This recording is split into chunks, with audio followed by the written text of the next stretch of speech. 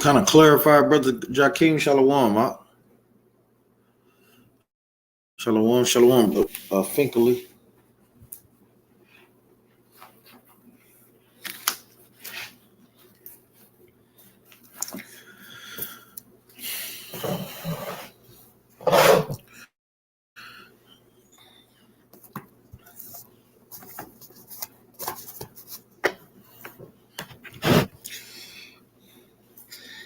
Shalom, Israel. First off, giving all honor and praises to the Most High and to His Son, Yahweh. It's Captain Benaniyah with the Battle Axes of the Most High, coming to you with another first day of the week breakdown. We say to start, brothers and sisters, off in the spirit to continue from this great feast of Tabernacles that we're coming out of. We get a Lord a hand for that thing, man. All praise to the Most High. So, we really just now getting back. Brothers and sisters still on their way back. Shalom, Brother Daniel, Sister Mary Houston family. Shalom, Sister Lydia. Shalom, Brother Jakeem, Brother Michael, Unfiltered Sister. Shalom to brothers and sisters that are tuned in to the class. The name of today's class is Hopefully the Last Tabernacles, various topics and Q&A. Hopefully the last tabernacles. I know as brothers and sisters seeing things constantly transpiring in the earth. You're seeing Israel and Hamat going at it, Salakia. The Palestinians going at it, Salakia. So we all praise. We enjoyed y'all too, family. Our Battle Axe family down in Houston. As we see things transpiring and things getting more and more heated, we pray that this is the last tabernacles, man. I got to be honest, I'm just tired of captivity. I'm tired of this place. We want to be under the Most High and His Son Yahweh, getting fed the true truth, breaking down true understandings, deep understandings, with brothers and sisters dwelling together in love and in peace and in meekness, not having to deal with these other nations. We want those things, so we pray that it is, the last tabernacle. So I know we're going to kind of touch on these things because whether brothers and sisters like it or not, we see that World War III is on the brink, man. It's on the brink and it's getting worse and worse. Brothers and sisters have to be locked and loaded. I pray that everybody celebrated the Feast of Tabernacles. Shalom, Brother Dunn. Israel, how you doing? I pray that brothers and sisters celebrated the Tabernacles. I pray that y'all had a great time amongst congregations that you celebrated with, whether it's far or near, whether you could get there or whether you are doing it with your family because you don't have a congregation close to you. But one thing we must do, we must keep our ear to what we see going on in the world, man. Let's go to the book of 2nd Ezra, chapter 15 and verse 1. It's one of my favorite chapters, especially opening up certain things with going on with World War III and prophecies that are in the scriptures. This is the book of 2nd Ezra, chapter 15, and verse 1. Behold, speak thou in the ears of my people the words of prophecy. And that thing is pivotal. It's literally saying my people. So this is not written to everybody. The book of Sirach is not written for everybody. It's not for everybody. This is only the wisdom, knowledge, and understanding for the Israelites. It says, behold, speak thou in the ears of my people the words of prophecy. Prophecy is what? Things that are being told in the past that are coming to pass in the future. This is how we know that the Bible is a true book, because we see in these things that the Bible, that the Most High God put out there in the earth, and guess what? These things are starting to transpire. Nation rising up against nation. Guess what? That's in the Bible.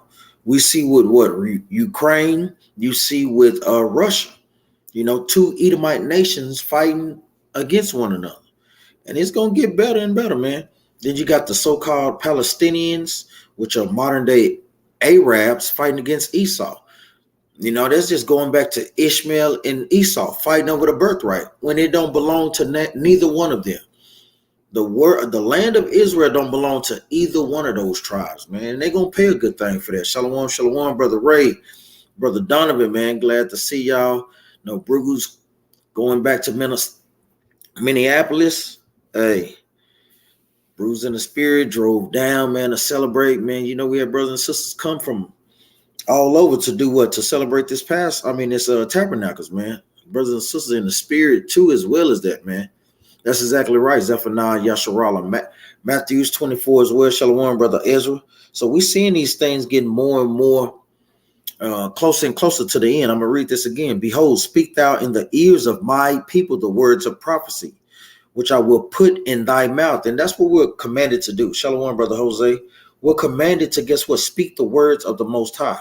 He is literally putting this in our mouth, and it's our job to go out to the highways and byways to profess, guess what? What's going to happen in these end times. To do what? To be as watchmen, to be as what? As a shepherd, to guide the flocks on which way that they should go, to be for brothers and sisters to repent, because guess what? The end is near, man.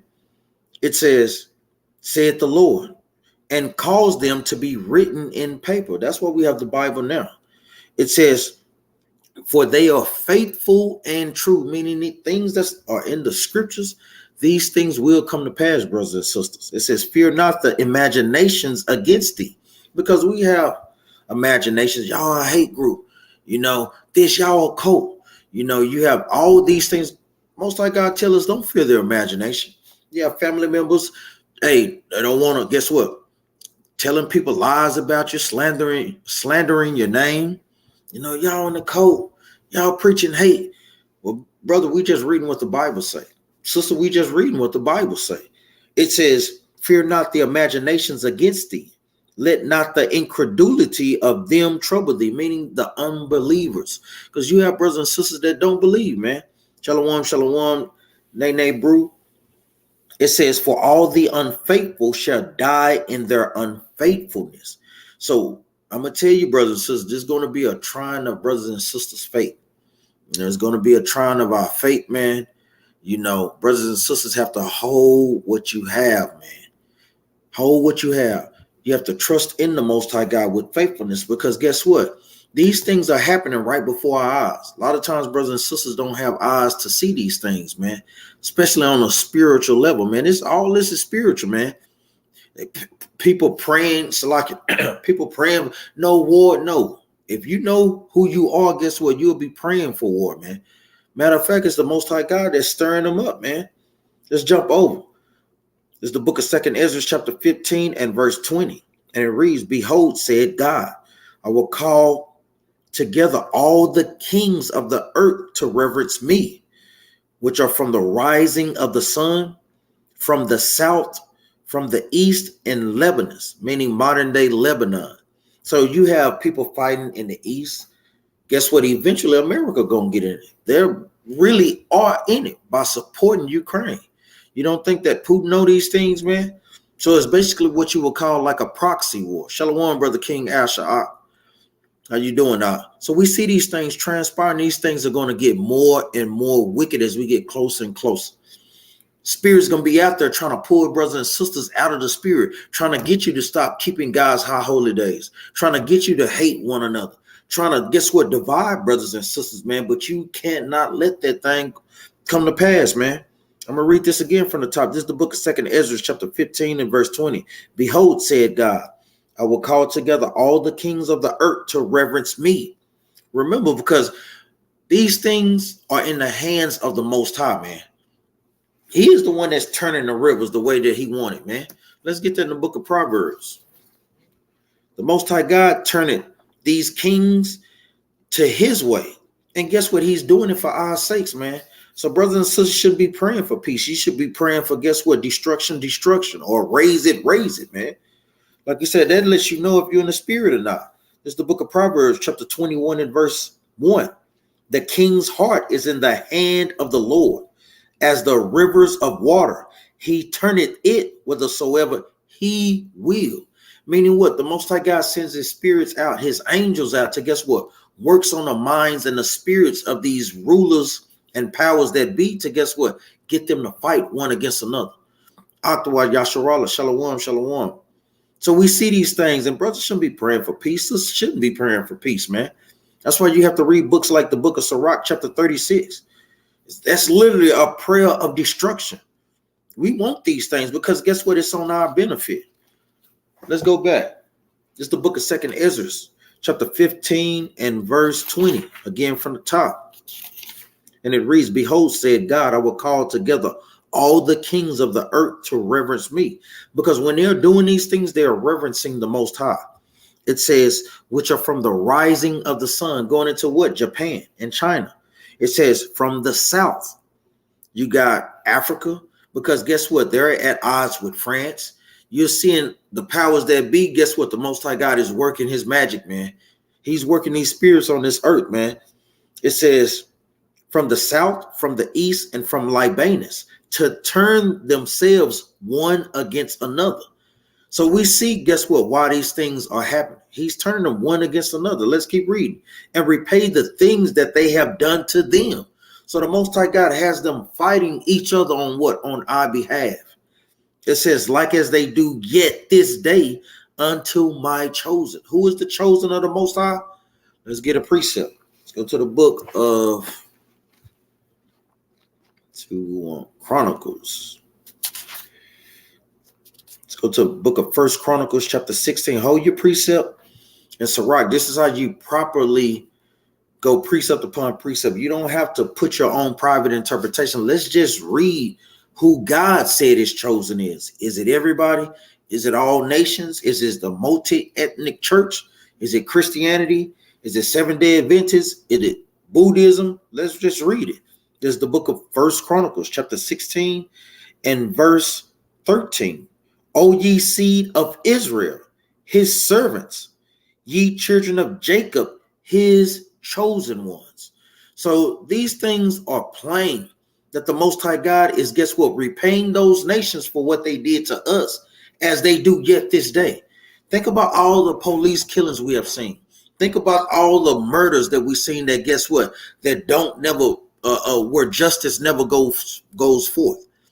You know, and that's just some of the things that we see on the surface. You know, we got to understand Esau has this program where it's called eugenics, where they filter everything of basically white supremacy through every facet of society. You know, they facet through the medical industry, how we was used as what? As experiments to further medical procedures and medicine and so forth. In the housing industry, where we're confined to certain places that's really no good. In the job force, you know, in banking and financials, you know, all throughout society, man, we're on the bottom of society. So they must be paid back for these things, man. Let's keep reading. Oh, yeah, I'm gonna let Captain Yard I'm gonna let him tear his behind off the bone, man. This is the book of 2nd Ezra, chapter 15 and verse 21. Like as they do yet this day unto my chosen, so will I do also and recompense in their bosom. Thus saith the Lord God, my right hand shall not spare the sinners. And guess what? This is what Caucasus King Roman gonna get. He put the correct name on that mug, because guess what? All of them is the same damn people. And guess what? He's the sinners that, guess what?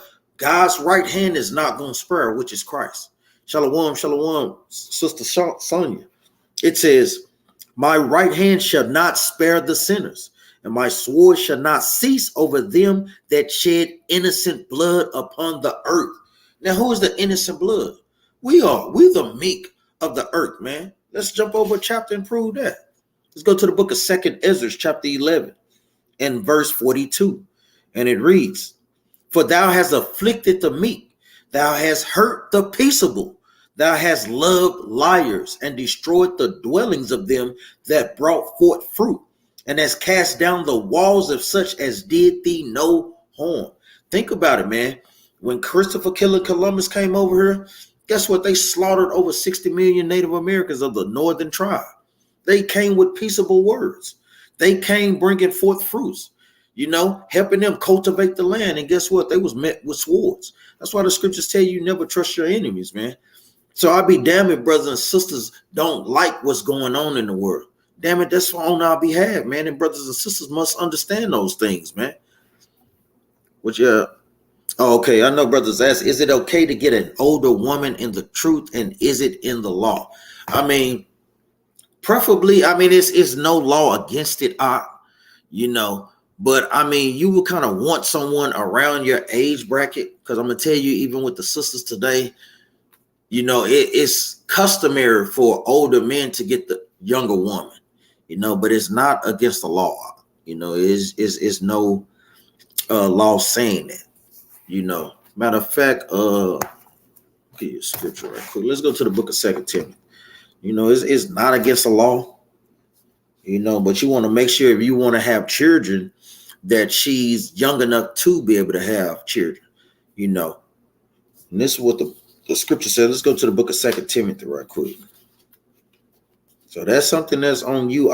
You kind of have to weigh those things in the balance. This is the book of 1 Timothy chapter 5 and verse 14. I would therefore that the younger women marry, bear children, guide the house, give none occasion to the adversary to speak reproachably. So the Most High God says that's what he would rather that the younger women marry, you know, because guess what? They're more fertile, because it's our job to do what? Multiply our seeds on the earth, you know, and that's the jobs of, guess what? The men and the women.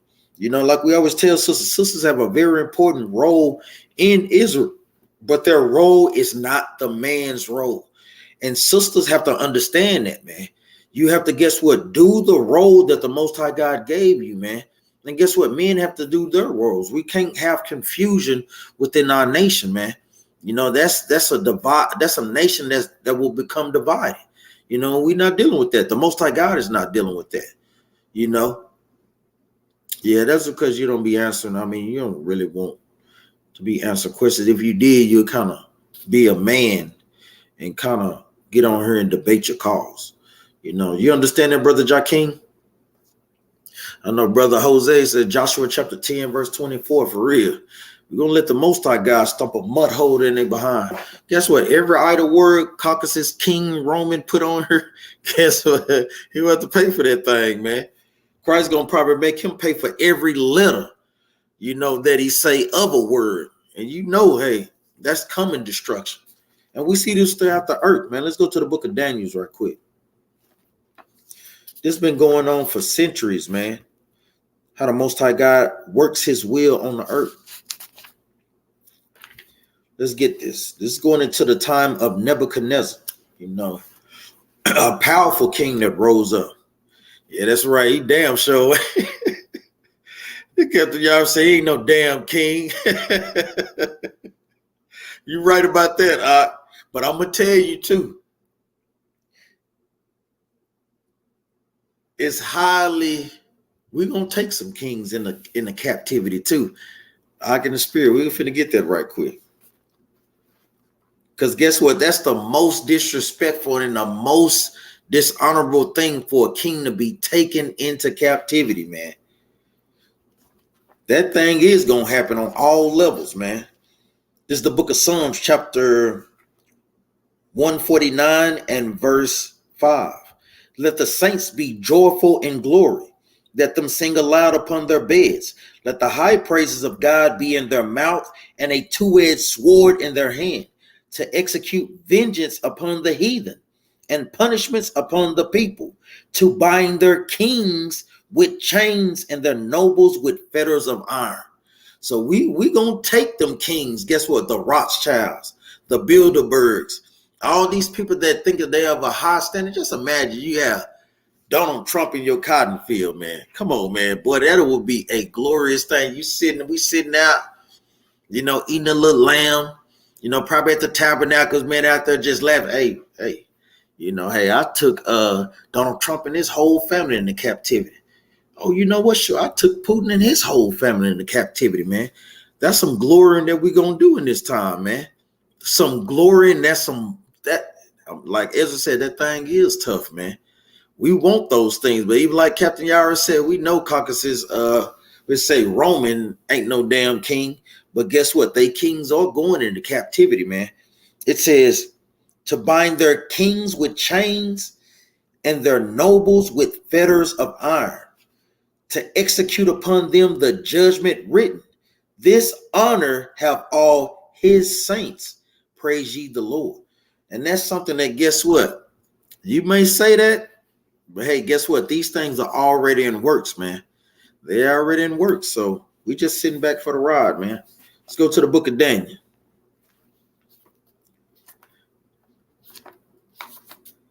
This is the book of Daniel, chapter 4 and verse 17.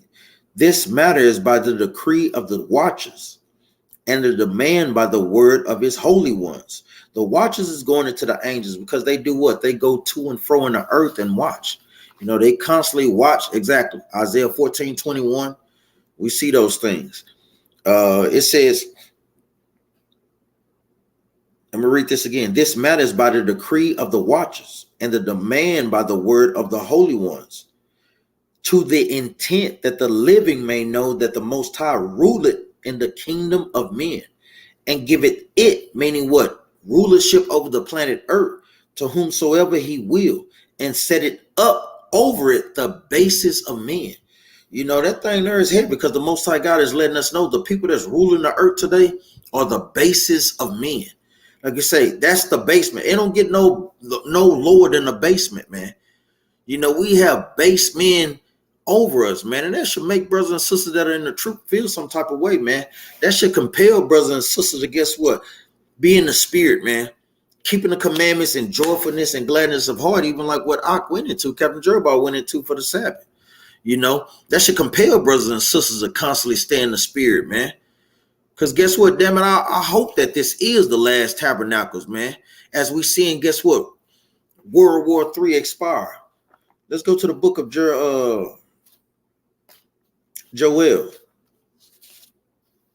Like we say, now let's go to the book of Jeremiah. Because guess what? That land don't belong to either one of them, man. And the Most High God is going to cut them into pieces, man.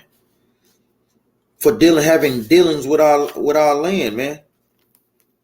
Let's go to the book of, see what I want. Like I said, brothers and sisters, have any questions, put them in the chat, man. That's what we're here for.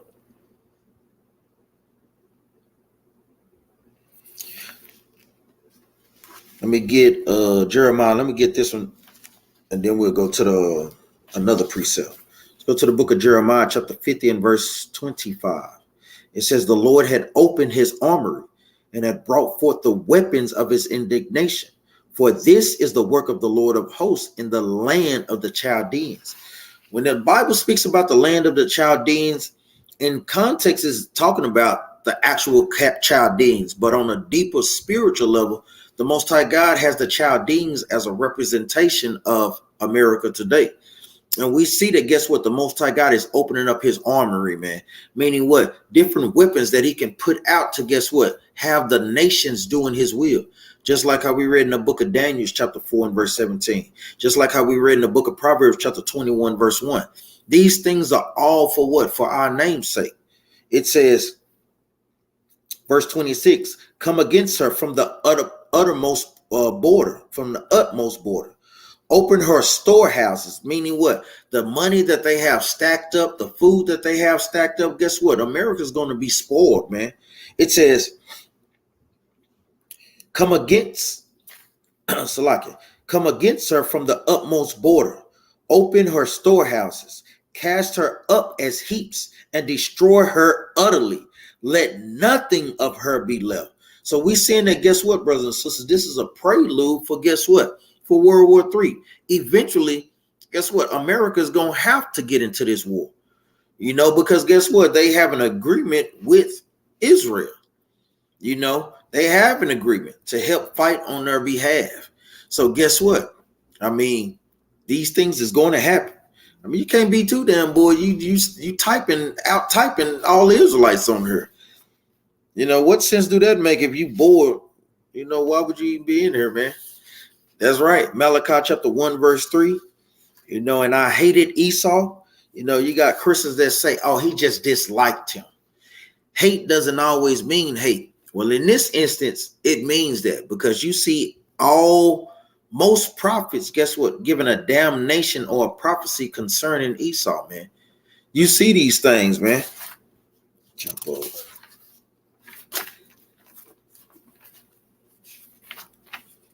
go to the book of, because like we said, now one of those, that land belongs to either one of them, man.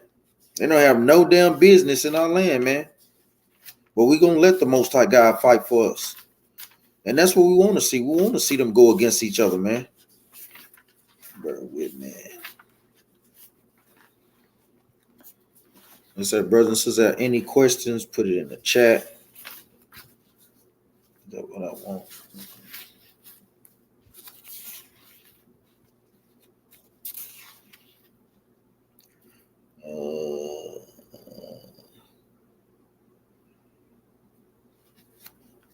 Bear with me, brothers and sisters. Let's go to the book of Joel. This is the book of Joel, chapter, what am I? Let me see. Chapter 3 and verse 2. This is the book of Joel, chapter 3 and verse 2. I also will gather all nations and bring them down into the valley of Jehoshaphat. So we know the valley of Jehoshaphat, or Megiddo, meaning the valley of decision, is going on right now in what they call the so-called Middle East, from Palestine and Israel all the way over. It says, and I will plead with them there for my people and for my heritage Israel, whom they have scattered among the nations, and parted my lands. That land is parted between what? The so-called fake Jews and the Ishmaelites, which are the modern day Arabians today. That's how they have parted that land. That land doesn't belong to either one of them, man. Neither one of them. Because guess what? They are not the seed of the Most High. They're not God's children, man. Stop believing Christianity. Everybody is not a child of God when you read the book of Romans chapter 9. When you read the book of Luke chapter 3 verse 38, he's literally giving you the lineage of who he called his sons. And you had that notion, well, Abraham, I'm going through the gate that Abraham is going through. You know, guess what? Abraham was a chosen seed of the Most High. Everybody is not chosen by the Most High. It was always a specific lineage that the Most High God dealt with up until he made a nation for himself, man. For real, man. We avoid silly questions, man. That's exactly right. Like I told you, I'm going to let Captain Yara cut him up, man. That's a dumb question, because guess what? They got that land in 1948 by the Balfour Declaration. The Most High God didn't put them in that land. Guess what? We're going to be physically put in that land by the chariots, man. You don't see the chariots of the Most High God being put in that land. And it's another cut. The Most High God said that what? When we get in that land, it was going to be peace on earth. Guess what? It ain't no damn peace in the Middle East, man. So there's many prophecies that we could cut you up in, man. I mean, it just makes no sense, man. Matter of fact, let's get that. Let's go to the book of Isaiah chapter 2 and verse 2. This is how we know that they not the real people of the Most High. They constantly at odds and at war with the Palestinians, man. Constantly at odds with Iran, Iraq. You know, there's no peace, there's no vegetation over there. They have to get things imported over there. Man, that ain't what the Most High God said that the real land of Israel is going to be like if the people is there. That makes no sense. This is the book of Isaiah, chapter 2, and start at verse 1. This is the book of Isaiah, chapter 2, and verse 1. The word that Isaiah, the son of Amos, saw concerning Judah and Jerusalem. And it shall come to pass in the last days that the mountain of the Lord's house shall be established in the top of the mountains. Mountains is making references to governments. Most High's nation is going to be the top government on the planet Earth. It's going to destroy and break all these governments when Christ comes back. It says, in the top of the mountains, and shall be exalted above the hills. Meaning what? Smaller nations, smaller governments. And all nations shall flow unto it. And many people shall go and say, come ye, and let us go up to the mountain of the Lord, to the house of the God of Jacob. And he would teach us of his ways. Guess what? Them fake Israelis over there not teaching the world their ways. You don't see these things transpiring in the earth. It says, and we will walk in his path. For out of Zion shall go forth the law and the word of the Lord from Jerusalem. So we don't see these things going on. This is a cut right here, verse 4. And he shall judge among the nations and shall rebuke many people, meaning Christ. Fake bastards over there, they don't even believe in Christ over there, man. They don't believe in Christ. It says, and shall rebuke many people, and they shall beat their swords into plowshares and their spears into pruning hooks. Meaning what? They're going to make weapons into garden tools, because guess what? That's going to be their occupation from here on out, man. To guess what? To be confined to the gardens and to the plantation fields. It says, and their spears into pruning hooks. Nation shall not lift up sword against nation, neither shall they learn war anymore. So, I mean, if they're still over there having war, and God says when his people come into the land, it will be peace, they can't be the people of the Bible, man. That's just simple. That's just common sense right there.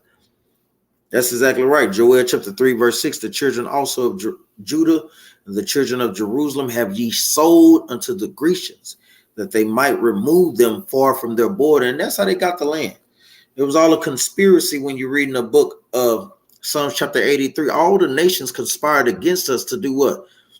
Take our heritage from us, take the understanding of who we were, strip us of our nationality. So guess what? They could eventually set up Esau in that place. You know, even like the Bible say in the book of Sirach chapter 12, never trust thine enemies. You know, when you're not putting these people away, and I'm going to tell you, that's a shout out to brothers that are allowing Gentiles in their congregation. The Most High God said, if you don't put these people out of your congregation, they're going to stand up in your place. You look like saying the Edomite, talking about bring it out. Bring that thing out.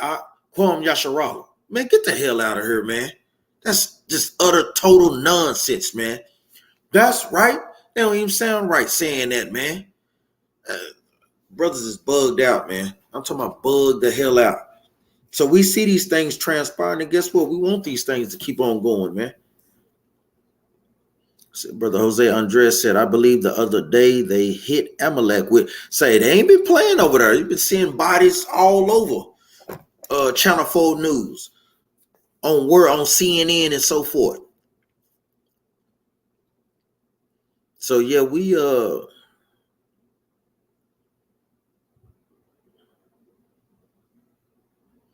yeah, they is. They're going wild. That's exactly right, Sister V. You know, and they're going to keep, I'm going to tell you, man, the news, they censor a lot of stuff, man. So, hey, with technology that we have, we're getting to see stuff in real life. So you seeing that it's getting bad, man. And guess what? It's going to keep getting worse and worse. Things going to wax worse and worse, man. Like it says in the scriptures. Matter of fact, let's get that. Things are going to keep waxing worse and worse, man. This is the book of 2nd Ezra, chapter 5 and verse 1. Nevertheless, as concerning the tokens, meaning signs that the Most High God is putting out here in the earth, behold, the days shall come that they which dwell upon the earth shall be taken in a great number, and a way of the truth shall be hidden, and the land shall be barren of faith. Verse 2 is the point. But iniquity shall be increased above that which now thou seest, or that thou hast heard long ago. So the Most High God is letting us know. Remember, Ezra was during the time of the Persian and Mede captivity. He said that it was going to be a wickedness unheard of in that time. Just how much more wickedness we see today. You see wickedness all on the internet. I mean, you literally got access to wickedness 24/7 to literally look and think about and have you programmed on wickedness 24/7, man. That's what we tell brothers. Those things offend you, take it away. You know, a lot of times you have the sisters on Facebook going this, going no, because those things can do what? Put a spirit on you, man. There are brothers on Facebook because all they showing on there is booty. You know, that's all they showing, man. Naked women, sisters dressed out of order and modestly. You know, those things are not on there by accidents. It's by design, brothers and sisters, to do what? To keep us away from the scriptures.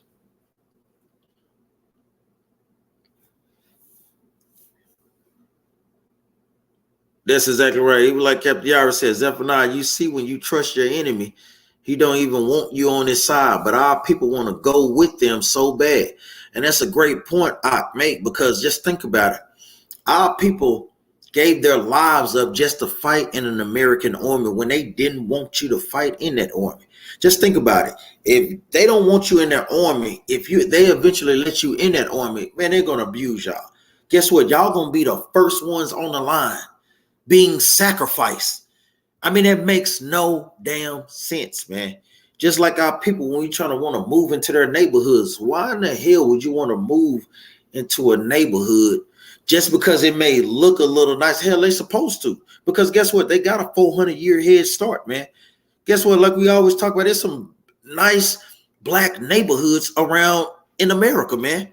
Move in those areas, man. Why in the hell would you move in a circle of enemies, man? That makes no damn sense. King Asher, Ecclesiastes chapter 12, verse 10. That's right. Never trust thine enemy, for like as iron rusted, so is his wickedness. Lee Palmer, shalom, shalom. How you doing?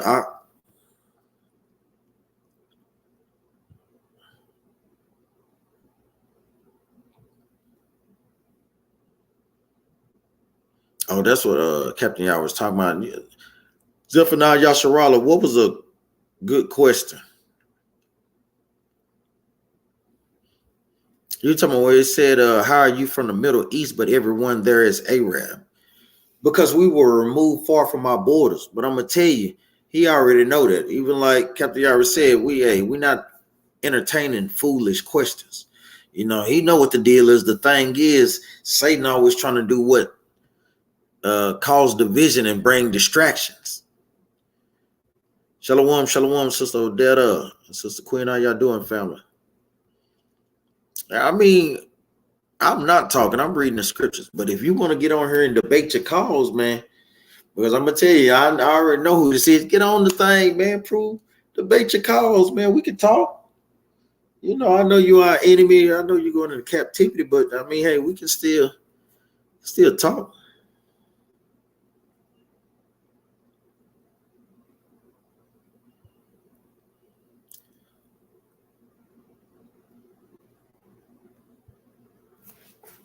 Let's go back. Let's see. Like I say, we know Matthew's Christ, Matthew chapter 24. Like I say, it's written all over the scriptures. Let's see. This is what I'm trying to look for.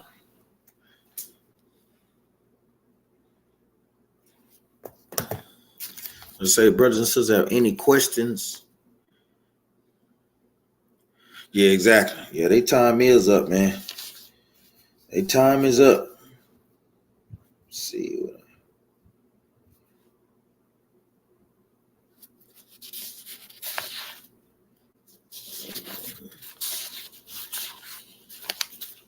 Any questions, brothers and sisters?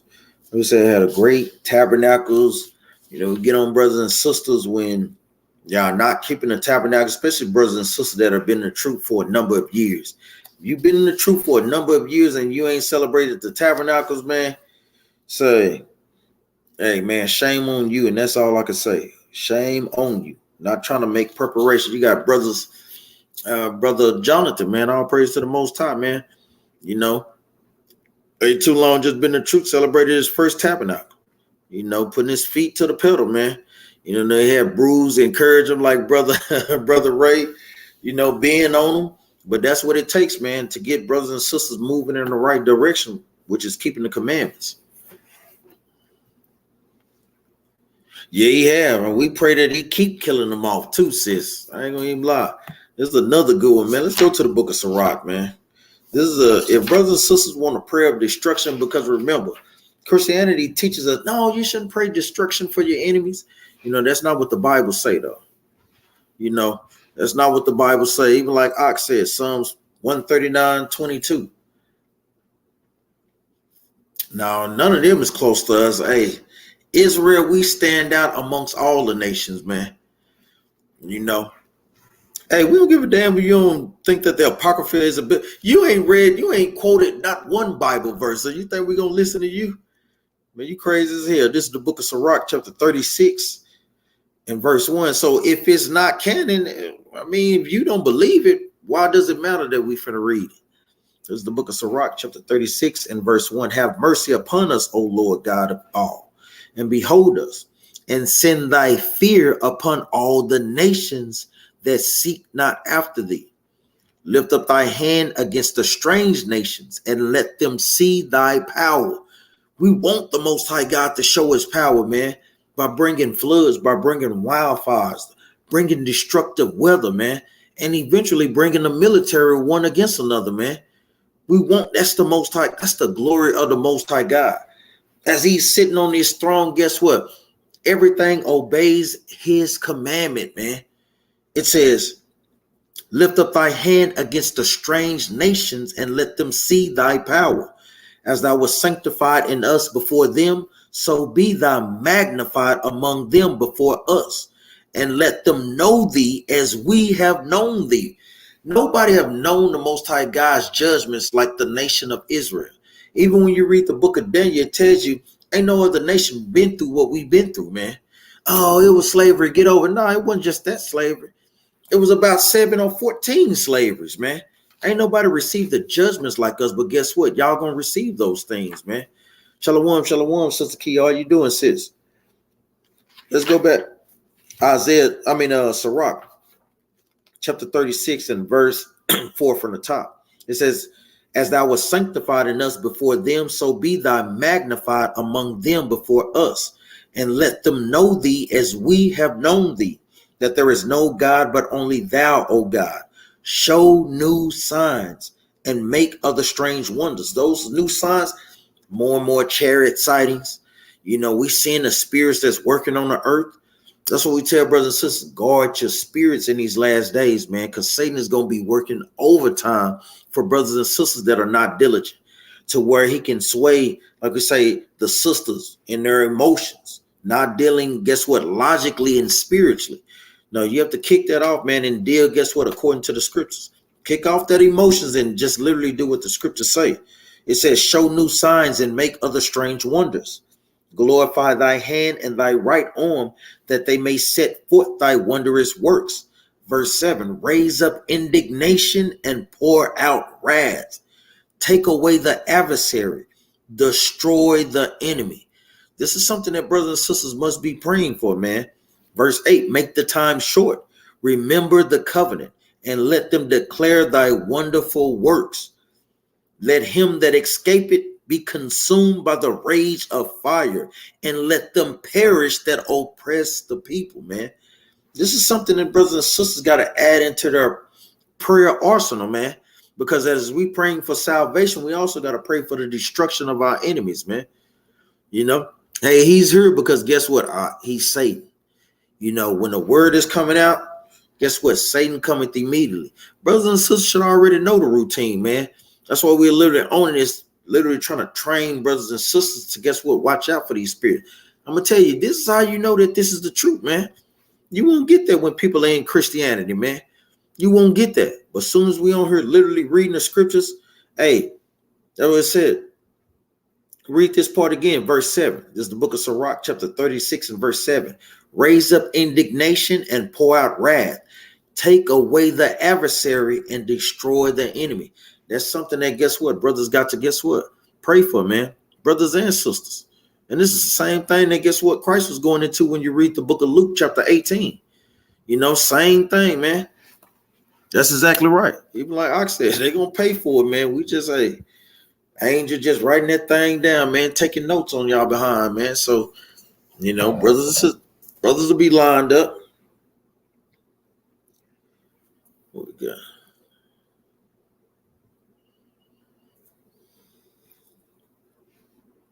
Oh, yeah, we know. We ain't got to see that, man. You know, all glory does go to the Most High, man. That's why it's pivotal that brothers and sisters, you know, stay on track and stay diligent to keeping these commandments and these high holy days, man. You know, I had a great time at the at the Tabernacles. Give me, just read it. Get this. This is the book of Proverbs, chapter 22 and verse 29. Seest thou a man diligent in his business? He shall stand before kings. He shall not stand before mean men. And this is what brothers and sisters need to be obtaining to. Being a man or a sister diligent about his business. Who is his business? The business of the Most High. You know, we have to be about the Most High God's business. This is the same thing that Christ did. Guess what? At an early age, man. Remember, he is the image of the Most High. He is the example to set for our people, man. And for the children as well. Let's go get it right quick. All that precept. Show what Christ was, what a diligent man. This is the book of Luke, chapter 2 and verse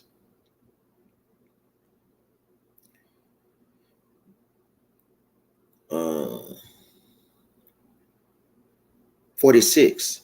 This is the book of Luke, chapter 2 and verse 46. And it's just going into where Christ, Joseph and Mary went up to celebrate the Passover. And Christ kind of went into the synagogues to get understanding and to listen to the word. It says, verse 46, and it came to pass after 3 days, they found him in the temple, Salakia, sitting in the midst of the doctors, both hearing them and asking them questions.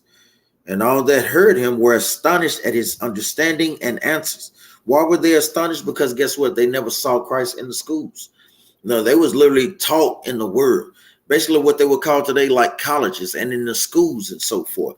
So not seeing Christ there, they asked him like, damn, how you have this understanding at a young age?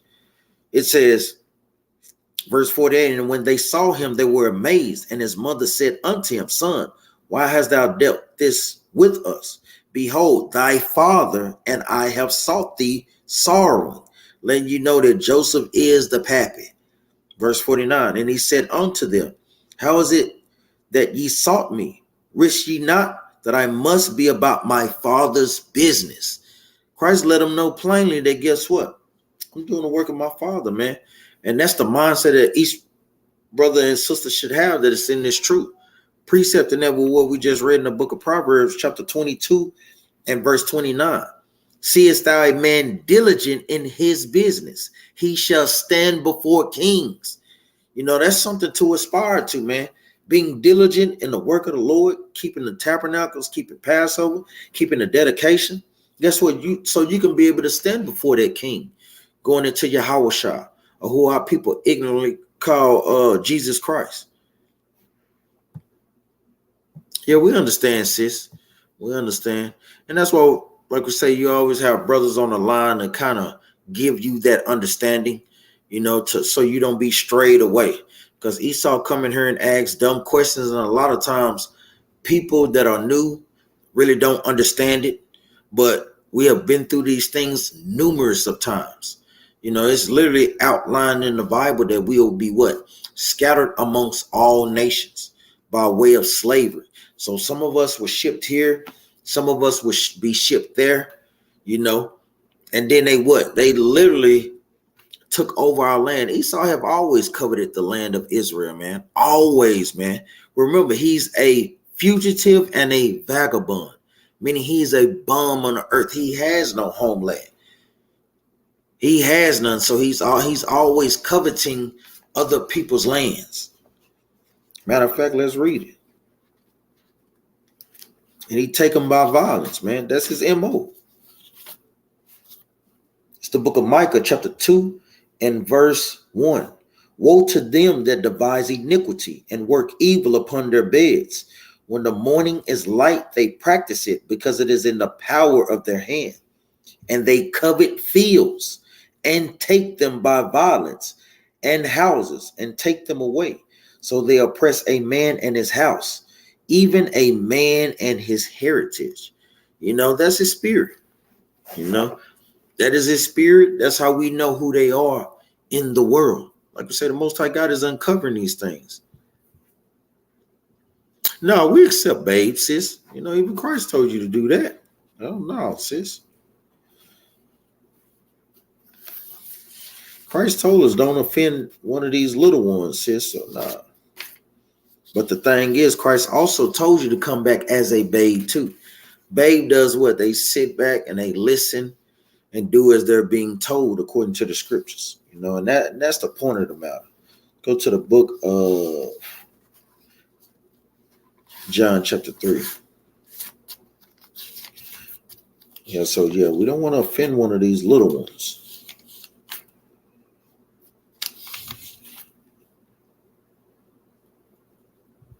John chapter 3 and verse, because it's the understanding that he gave to Nicodemus. Remember, Nicodemus was a grown man. He thought he had understanding, but Christ told him you have to be retaught as a babe. This is the book of John chapter 3 and verse 3. Yahushua answered and said unto them, Verily, verily, I say unto thee, except a man be born again, he cannot see the kingdom of God. Nicodemus said unto him, How can a man be born when he is old? Can he enter the second time into his mother's womb and be born? Yahushua answered, Verily, verily, I say unto thee, except a man be born of water and of the Spirit, he cannot enter into the kingdom of heaven. Meaning what? You have to be retaught all over again. All over again. Forget the things that you have learned, the ways that you thought were right in his word. And guess what? Come as a humble child and literally do what the Most High God is saying. Go to the book of Matthew chapter 18 and verse 3. This is the book of Matthew chapter 18 and verse 3. And he said, Verily I say unto you, except ye be converted and become as little children, ye shall not enter into the kingdom of heaven. So meaning what? Being able to receive the things that the Most High God is trying to give you. Sitting down, listening. You have to guide little children. They're innocent. But guess what? If you teach them the right way, they'll grow up with the correct understanding. So no, sis. That's exactly right. You understand that, Sister Zephaniah? Or Zephaniah Yasharala?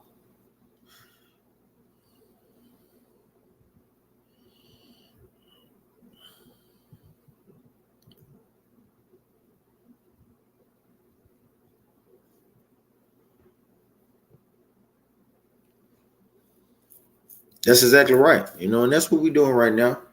That's exactly right. And according to the book of Acts. So, any questions that you may have. Yeah, I know. Salakia, I just self-corrected myself. Salakia, Brother Zephaniah, Yasharala.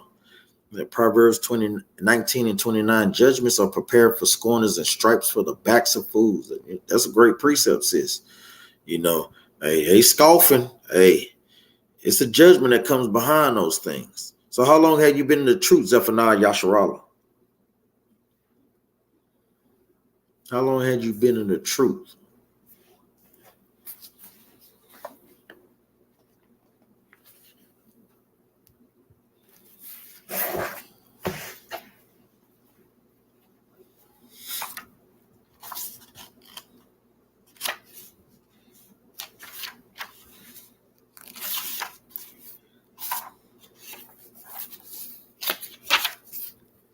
As you tell brothers, we are heavy about getting on brothers and sisters that have been in the truth for a number of years.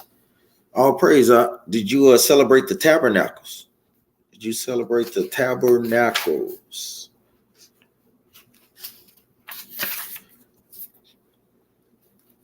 So I would say you're not quite a babe, unless to a degree you are, but like with the basic commandments, wearing your fringes, you should be kind of accustomed to keeping all of the high holy days if you were diligent within those 2.5 years.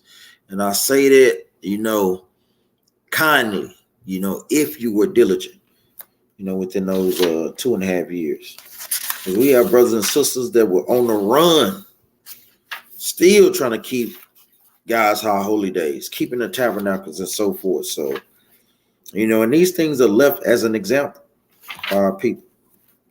You have the Maccabean brothers, fighting the Grecians and still doing what? Keeping the Feast of Tabernacles. Okay, all praise, man. All praise to the Most High. This is the book of 2nd Maccabees, chapter 1 and verse 1.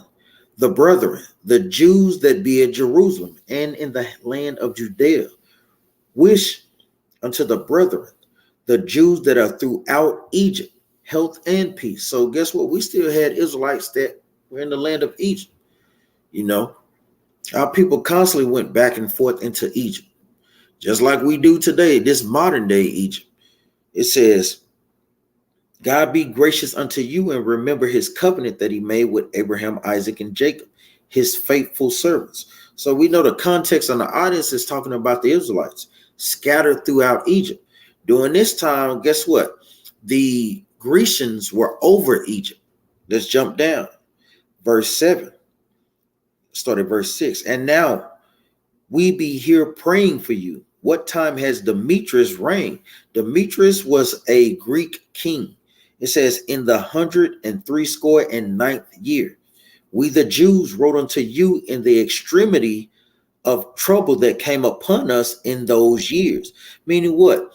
Our people were fighting against the Greeks, and guess what? Against our own people, man. It says, from the trouble that came upon us in those years, from the time that Jason and his company revolted from the Holy Land and kingdom. So you had Jason, an ungodly wretch, on how you read further on in 2nd Maccabees, that hated his own people and coveted the priesthood to be what? The head nigga in charge. I mean, just wicked. This brother literally destroyed his people just to get a place of power and a position. It says, from the time that Jason and his company revolted from the Holy Land and kingdom and burned the porch and shed innocent blood. Then we prayed unto the Lord, and we heard and were heard. Salakia. We offered also sacrifices and fine flour, and lighted the lamps, and set forth the loaves. And now see that ye keep the feast of tabernacles in the month Caslu. So they had to keep the feast of tabernacles months later, because they weren't able to keep it in its correct month. Because guess what? They was fighting against our own people, and then they was fighting against what? The Greeks. But guess what? They kept it. Our people are not nearly going through what our people went through in the Maccabees, and our people still give excuses. No, man, it's just unacceptable. You will learn as the Most High God give Hebrews 5 and 12, ye need that one teach you again, which be the first principles. That's right. It says, Brother Jeremiah, teacher, I really want the kingdom to come quickly. In the kingdom, there will be no simps. Everything will be in order. You damn right, brother. You know, that's exactly right.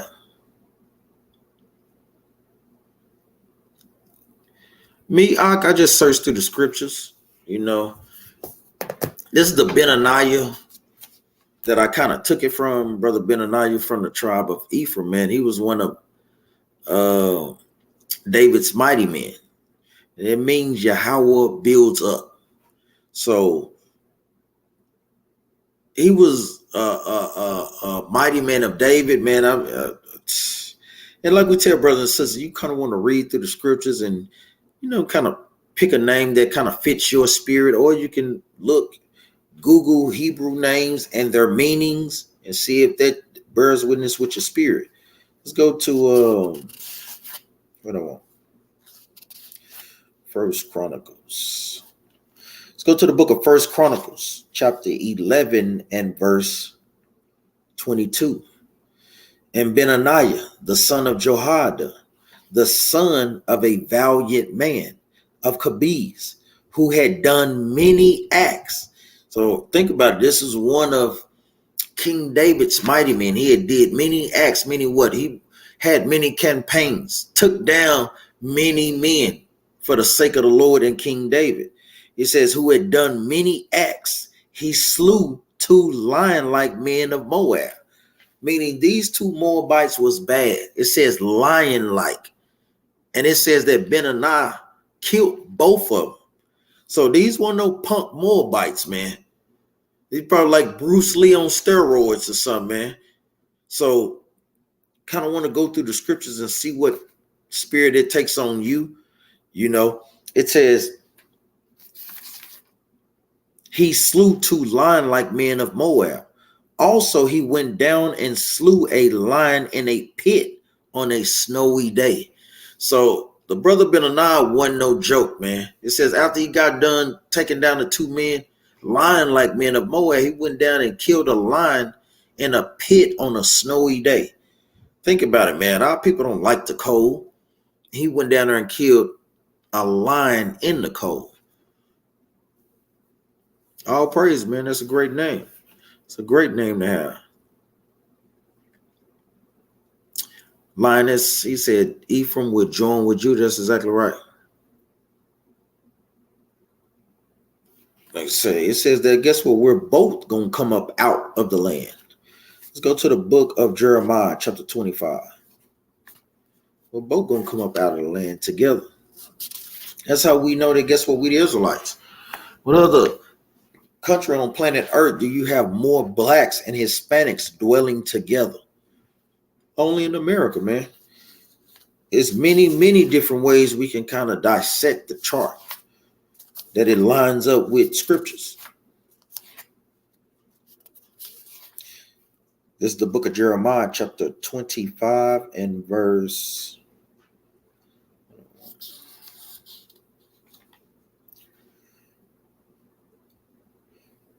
Now I'm going to go to Jeremiah chapter 23 and verse 5.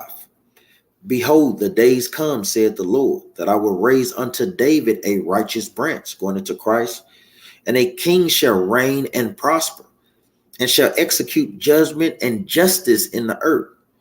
In his days Judah shall be saved, and Israel, going into the northern tribe, shall dwell safely. And this is his name whereby he shall be called, the Lord our righteousness. Therefore, behold, the days come, saith the Lord, that they shall no more say, the Lord liveth, which brought up the children of Israel out of the land of Egypt. So it's going to come a time where we're not going to be talking about our Egypt salvation. Ain't we still talking about it right now? So we're still talking about it right now. How can they be the people of the land? I mean, it makes no sense.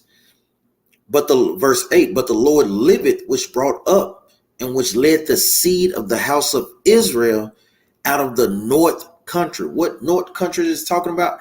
The country of North America. Guess what? The Most High God couldn't put America directly in the Bible. And even if he did, people still wouldn't believe it. But if he did, guess what? Esau would have burned the Bible, man. So he wrote it in a mystery. So guess what? Who is the ruling power on the planet Earth today, where blacks and so-called Mexican Americans dwell in this land? I mean, come on, man.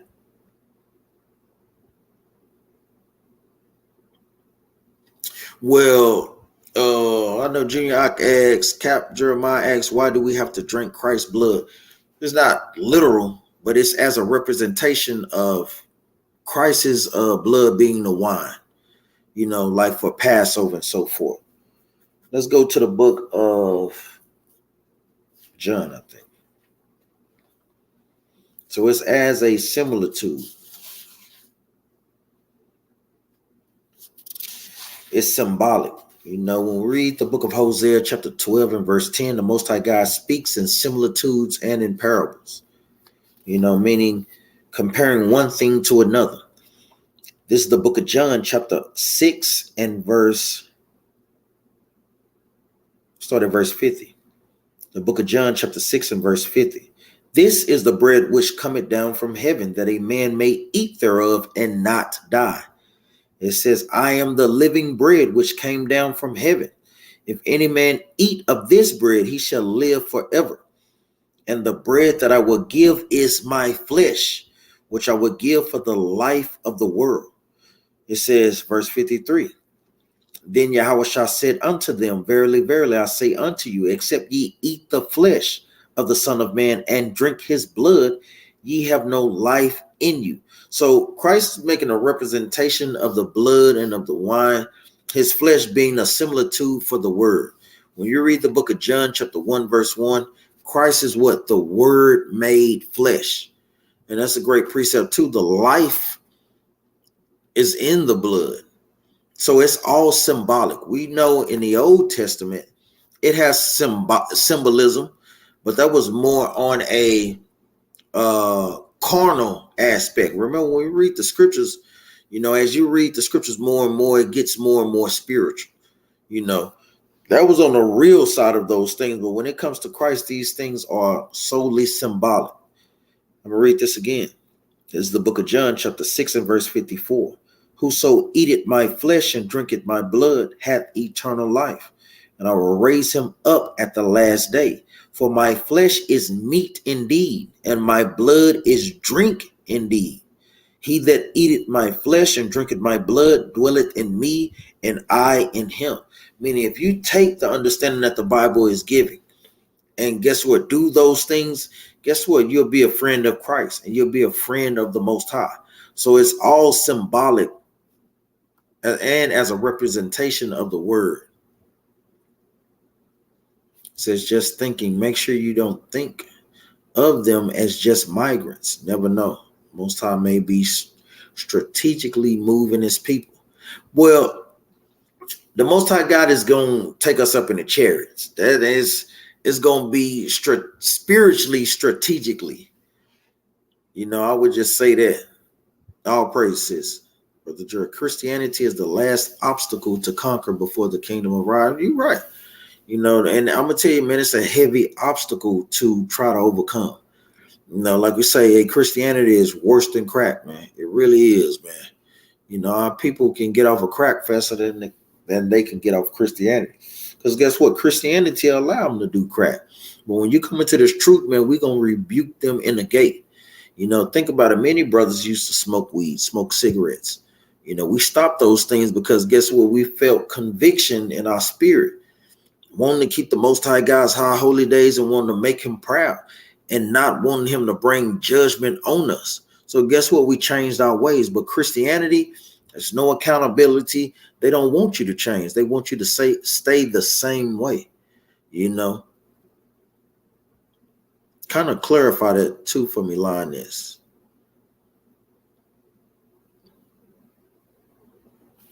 Kind of clarify for me on that.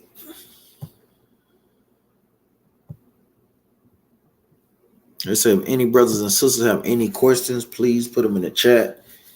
We say just had a great Tabernacles, a little woe out, but hey, the work of the Lord must go on. It must go on. So, and then watching the news and so forth, seeing the things that's transpiring, it's our job to be a watchman to our people, man. That's what our job is, to see what's going on. And guess what? Tell our people the spiritual news that's going on out here in this world. And it's our job for us to give our people warning. Let's go to the book of Jeremiah, chapter 28 and verse 8. This is the book of Jeremiah, chapter 28 and verse 8.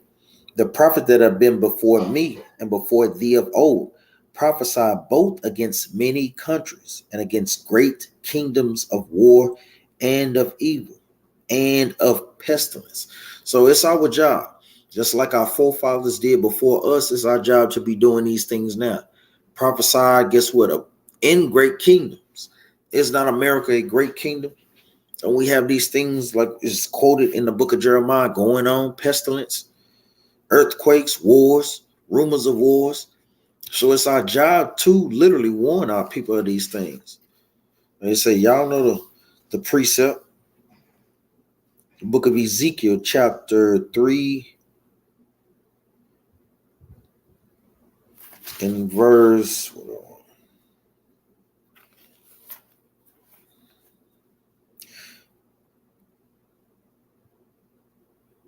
I'm going to get straight to the point. This is the book of Ezekiel, chapter 3 and verse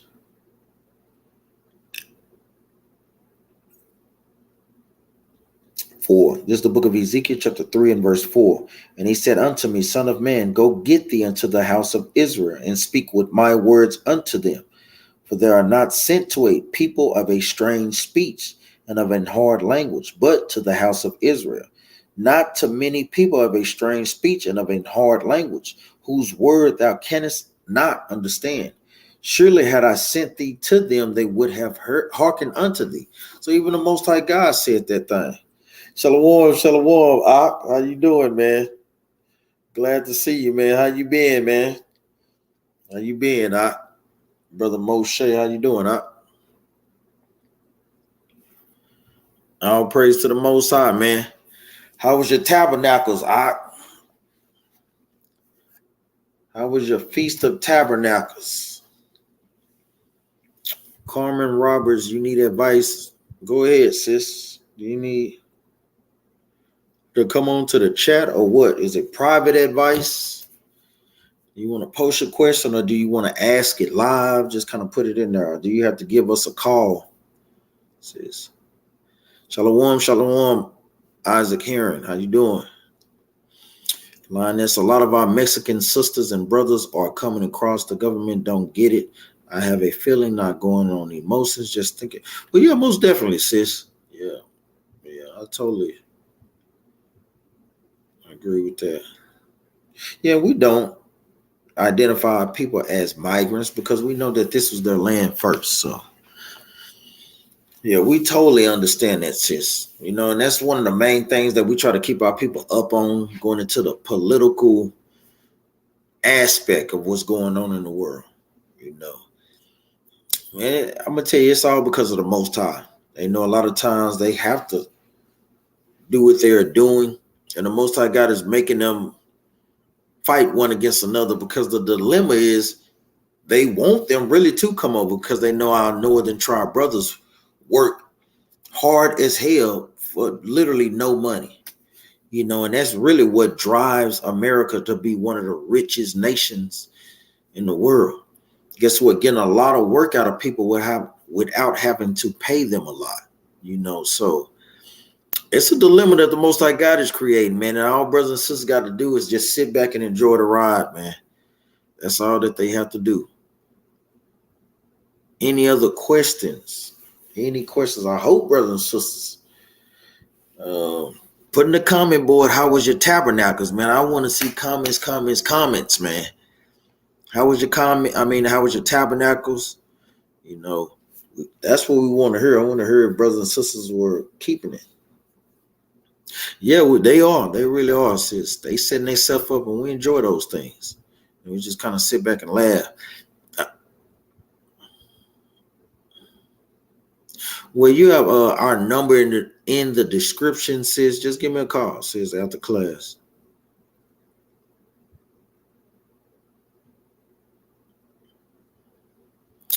"66 years old, about to be 67. Are there anybody in the chat older than I am? Only seeing your chat and seeing what I have seen." No.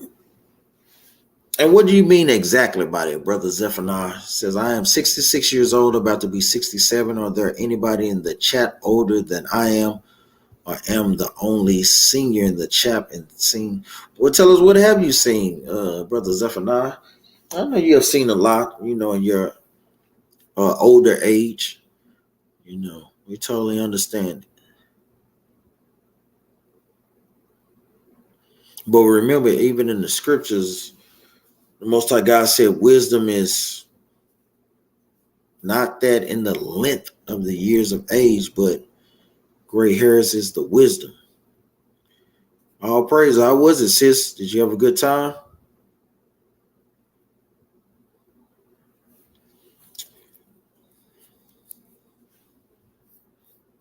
Yeah, you're exactly right, sis. And the thing is, not to say that brothers and sisters may not have mishaps at the tabernacles, but one thing that we do that people that are not in the truth don't do, they don't reason through the scriptures. That's the point. Because the Most High God has spirits sent out there to see how we're going to deal with those things according to the scriptures. So, but all praise, sis. I had a great time too. Now, Brother Ezra asks, can I get a couple of examples on having a just balance? A just balance is, I was just reading that too. That's spirit. Deuteronomy chapter 23. Yes, in the description, sis. Virgie Lee, I've learned so much from y'all. Wish y'all would make more videos. Shoo, hey, we eventually we'll turn it up another notch, but we currently got videos every day. We got brothers teaching 7 days a week. So, Now, the thing is, I wish we kind of go out to camp 7 days a week, All praise the whole brother Hosea kept that thing for the whole 7 days, man. Says all praise. So when is the tabernacle? Some say it's this Saturday, according to my family from IUIC. And that's the thing, different congregations celebrate it different based on the moon that they go by. So IUIC is on the full moon. So a lot of times they will be after us. Like Officer Barakai say more videos coming soon. They telling you drop the videos. Drop them, man. People want to be fed out here. So I say coming soon. Zephaniah Yasharala, I've seen many rise. Yeah, I can imagine that. Brotherhood, separation. That's right.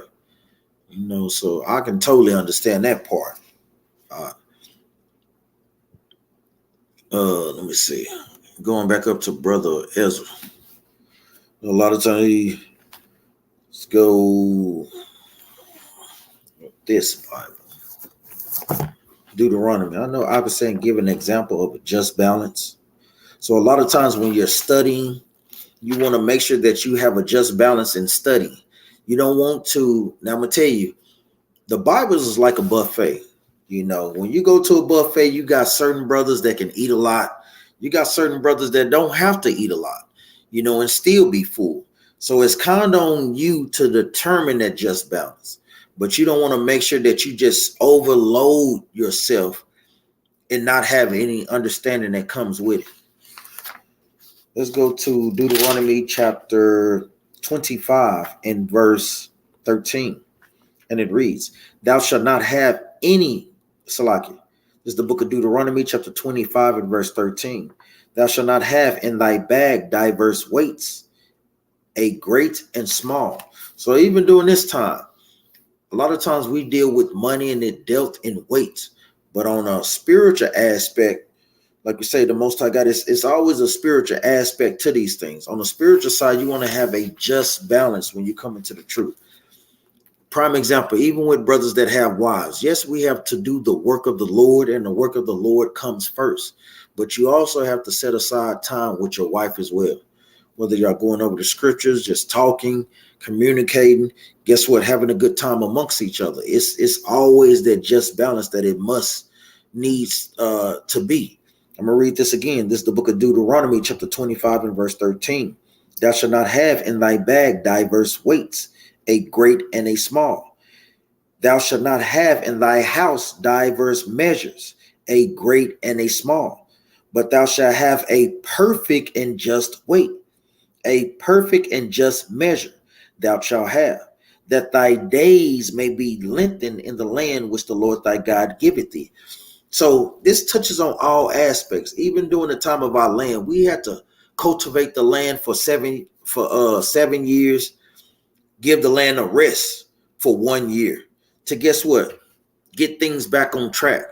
You have a time to where you do your own thing throughout the week, but guess what? The 7th day is is the day of the Lord, and he requires those things. So it's always a just balance. Yes, you should worship the Most High God every day, brothers and sisters. Don't get me wrong on that. Worship him every day, but he's given us a specific day that's set aside solely for him.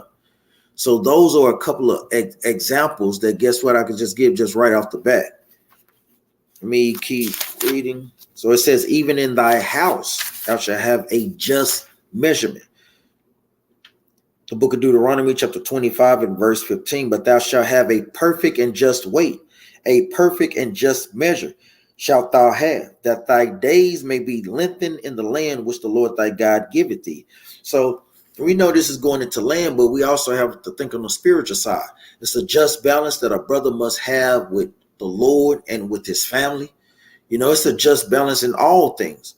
Literally, your study habits, the time that you put in for work, minus your sleep, minus you doing extracurricular things or time just set aside for yourself. These things are very, very important. Let's see.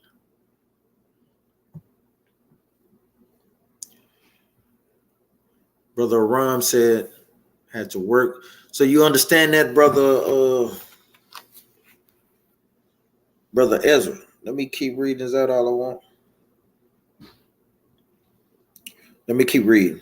Let me start at verse 15 again. But thou shalt have a perfect and just weight, a perfect and just measure shalt thou have, that thy days may be lengthened in the land which the Lord thy God giveth thee. For all that do such things and all that do unrighteously, meaning if you don't have a just balance, it says, are an abomination unto the Lord thy God. So it's people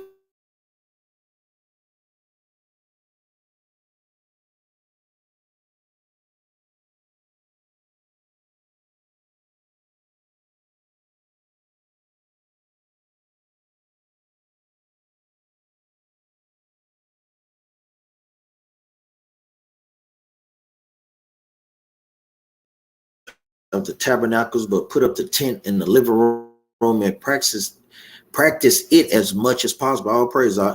Lioness, I did not do tabernacles this year. I felt so good seeing my grandkids' pictures from camp. I grew up with several brochures on my wall. Love seeing them learn the truth. All praise. And we pray that you get to celebrate it before Christ comes back. But we also praying that, guess what? This is our last tabernacles, man. We pray those things. What you mean a little bit, what is, put it out there, Sharanda Benai Israel. I saved up 8 days of PTO time for Feast of Tabernacles. All praises, sis. And that's what we tell brothers and sisters in the congregation. Make sure you save your PTO up for God's high holy days. This was my first tabernacles, and it reminded me of when I was coming up in the hood. It was beautiful, brought back many memories when I was young, seeing our young brothers came together in unity. All praise. You know, we glad that y'all do. Like, to what specific point?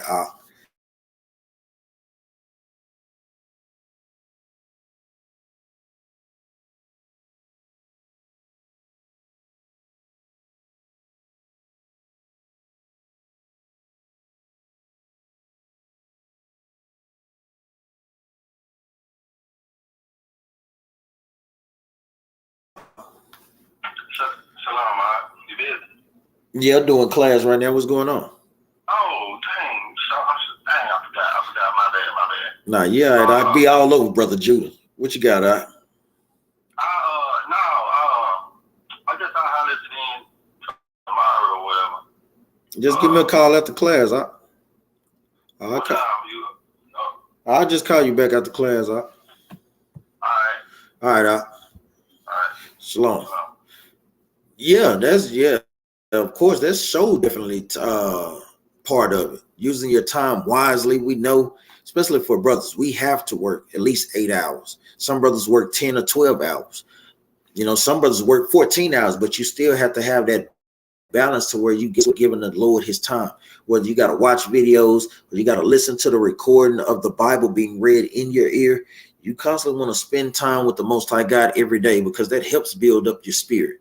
So yes, you definitely want to have a just balance in using your time, you know, and that'll be a good class to kind of go into, you know, showing brothers and sisters throughout the scriptures on, you know, how time is used wisely. Any other questions, brothers and sisters? Sister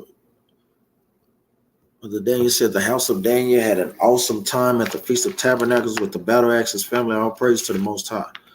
All praises. Most definitely had a great time. Eating lamb, chili, and all type of stuff. Hamburgers and all type of stuff. Yeah, that's right, Brother Jose. It's a righteous rehearsal. You know.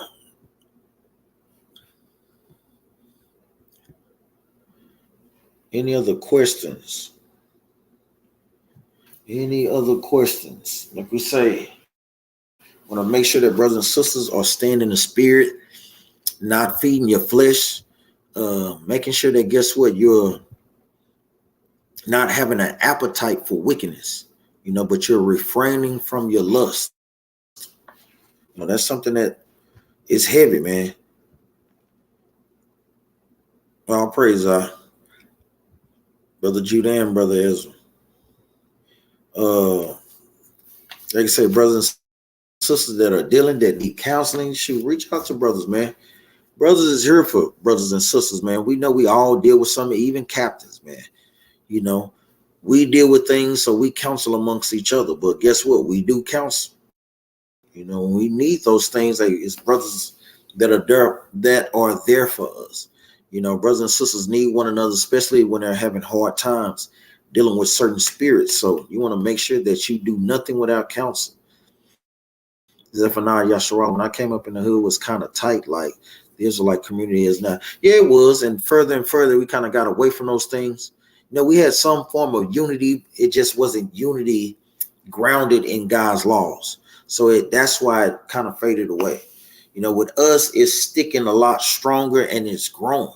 You know, you have many camps being set up down there every day, every week, every month. So it was a great time. Yeah, we had a great time, Brother Ezra. I know you said with that water. Yeah, Captain Jerubbaal, yeah, Captain Yara, man, they was doing drive-by water fights on us, man. They caught us a couple of times while we out there playing football. So I'm gonna tell you, then they snatched up a little bit of man. They just kidnapped my son, man. I'm talking about I begged and plead please let him go. Please let him go, man. Guess what? A little bit of wiggled up out of that thing, though, man. I'm talking about tow Officer Barricade truck up, man. I'm talking about I had to bring out the power hose, man. You damn battle routers, they know how to have a good time at that. They say, not my baby, not my baby, not my baby. You know, yeah, Sister Nah trying to go over there and fight for her baby back. Hey, by then I was like, hey, we'll have another one or something. I'm just playing. Look at it. What? Look at he over here now. He got this name, Zaxi. Talking about his daddy didn't help. I told you we read the book of Exodus chapter 30. Or what was that? Deuteronomy. Well, we tried to proclaim peace. But then you broke the peace agreement. What the hell? What could we do? Look, Benaniyah, I ain't listening. I'm talking about God, Captain Jerubbaal, good, man. That was a sight to see. Captain Anab doing the news report. You know, it was a great time, man. I should have known something was going to be up when Captain Jerubbaal said he had bought some water guns. I didn't put it into perspective until they drove up on us, man, and just sprayed us down, man. Oh, yeah, we'll most definitely do it again. I'm bringing the power washer back out there again. I know if my sister-in-law heard me, boy, you using my power washer for a water fight? Shit, have a fit.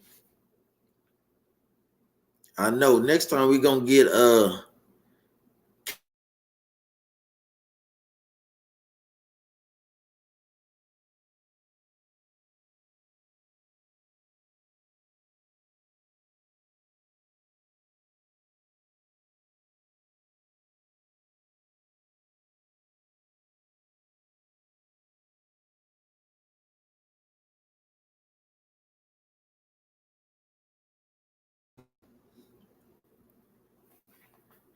yeah, it was. The weather was perfect and everything was, sis. I know Sister Sharanda, but not Israel. When I heard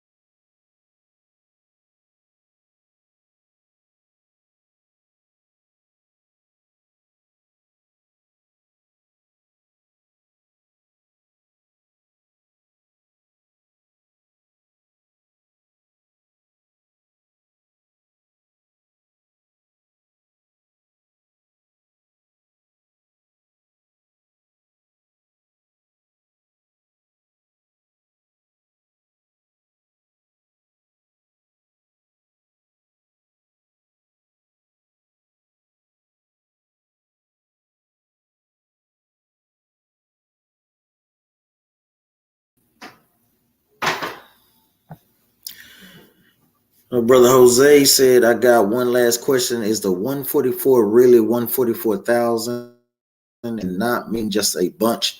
No, that's literally 144,000. And I can understand the question because we know sometimes when the Most High God gives numbers, it's not sometimes it's not spiritual. Yeah, that I would consider literal and spiritual, both of them. Yes, all praise, Brother Zephaniah. You know, that's the next major high holy day coming up, the Feast of Dedication. You know, brothers and sisters want to make sure that they get their mind ready to celebrate that you're reading on the history concerning that. You know, Battle Axes always do classes concerning those things to kind of get you up.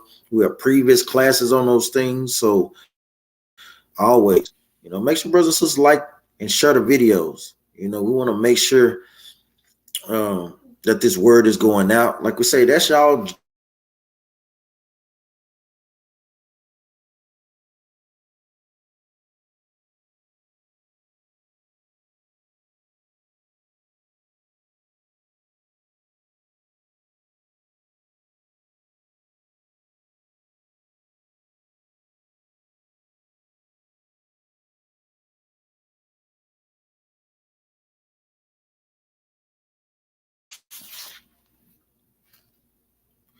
Yeah, you know, when we're talking about how we have unity and having a good time celebrating God's high holy days, we gotta always get stop the feed.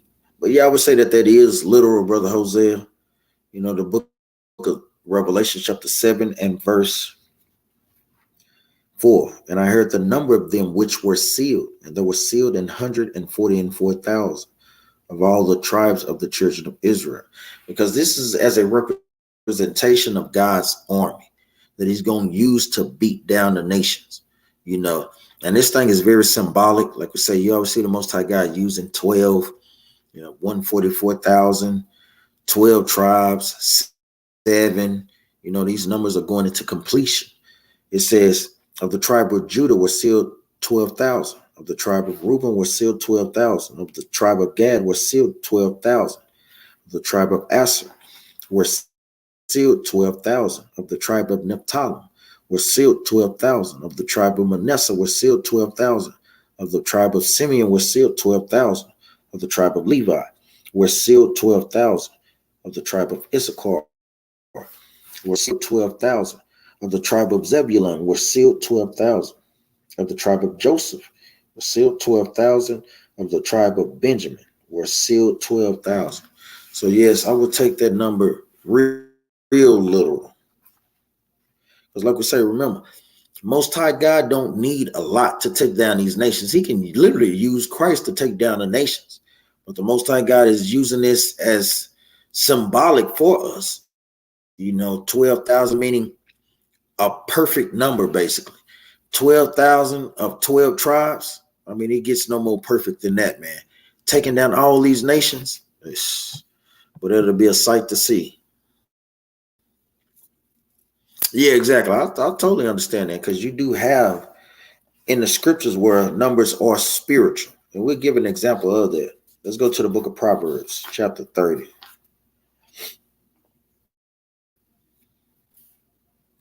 Even like how we say in our lingo, when we tell brothers and sisters, man, I ain't seen you in a minute. Do that literally mean I ain't seen a brother in 60 seconds? No. You know, so that's basically like hip talk in the Bible. This is the book of Proverbs, chapter 30 and verse 18. There be 3 things which are too wonderful for me, yea, 4 which I know not. You know, you say, man, I told you that about 3 times, man, when you probably just told them 1 or 2 times. Meaning you just said it on a multiple number. Verse 19. Let me see. Let me jump back up. Verse 15. The horse Leith had 2 daughters crying, give, let me see. Verse 15. The horse leech had 2 daughters crying, give, give. There are 3 things that are never satisfied. Yea, 4 things say not, it is enough. And this is the point. The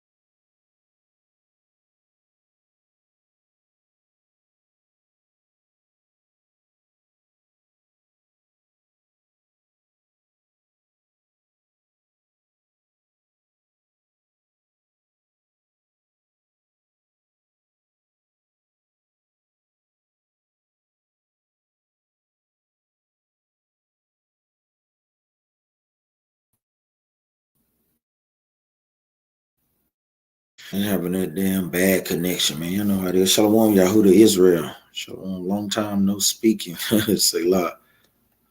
Done Israel, Kwam Yasharala, that's right. Like I say, do we have any more questions? But Esau be constantly trying to cut the feed and stuff, man. No brothers and sisters watching the damn Cowboys game, man. Watching the Cowboys ain't got 5 minutes for the Lord, man. Damn them Cowboys. They ain't gonna win any damn way here. Get on here and learn about the Lord, man. Any other questions? Remember, like brothers and sisters said, we got Feast of Dedication coming up. Hey, brothers and sisters need to prepare themselves for that. We got new moon coming up next week. Brothers and sisters need to prepare themselves for that. Remember, there's no buying, no selling on the new moons. You can cook though. So next week, it'll be, if I'm not mistaken, a double Sabbath. Don't quote me on that. But brothers and sisters want to make sure that y'all are making preparations to keep God's commandments. You know, Ricky Roundel, he said, don't you know about Second Ezra and who were the people God spoke to that would love him without any proof of his greatness? That's a great question, Ricky Roundel. That is a great question. And the simple is us. Because the thing is, we didn't know the Most High God. You know, we knew God according to Christianity, but that's not the real Most High that the Bible speaks about. You know, let's get that. That's a great question. The book of Second Ezra chapter, and I'm gonna prove it to you. It's the book of Second Ezra chapter 1 and verse 35. Your houses will I give to a people that shall come, which not having heard of me, yet shall believe me, to whom I have showed no signs. Meaning what? We weren't literally back there with the Most High God in Christ doing his miracles. We didn't see the signs. We didn't see those things. It says, yet they shall do that I have commanded them. And that's the key right there. What nation of people, or what group of people do you mainly see out there keeping God's commands? So-called blacks, Hispanics, and Native Americans, wearing our fringes, not eating pork, celebrating, guess what, God's high holy days, following his moral laws, following his dietary laws, his ceremonial laws. We're literally doing those things. It says, they have seen no prophets, meaning we didn't get to see the prophet Jeremiah. We weren't in the time of the prophet Ezekiel.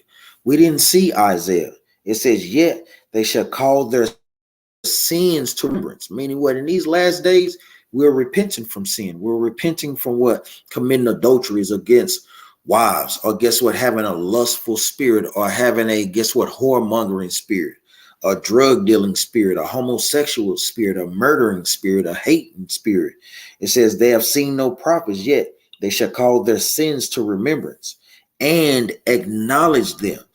No other nation is doing these things, man. You don't see Esau in the boat that we are, or ever repenting from their sins. Yeah, I mean, you don't see that in the way that you see with our people. It's not given to them to keep the commandments. Verse 37. I take to witness the grace of the people to come, whose little ones shall rejoice in gladness. And though they have not seen me with bodily eyes, yet in spirit, meaning in the words of the Most High, they believe the thing that I say. What people are literally believing the words of the Bible? Only what? Blacks, Hispanics, and Native Americans, the Israelites that are out there on the corners, on the highways and byways, because what? That's the spirit that the Most High God told us to move in. When you read what? The book of Matthew, chapter 12. Go out to the highways and byways.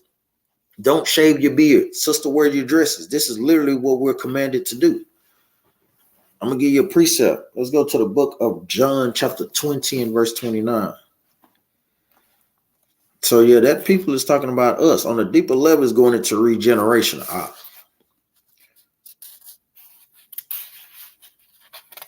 It's the book of John, chapter 20 and verse 29.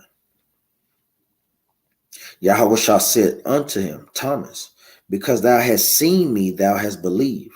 Blessed are they that have not seen and yet have believed. So even during the time Thomas only believed because he seen the nail prints in Christ's hands.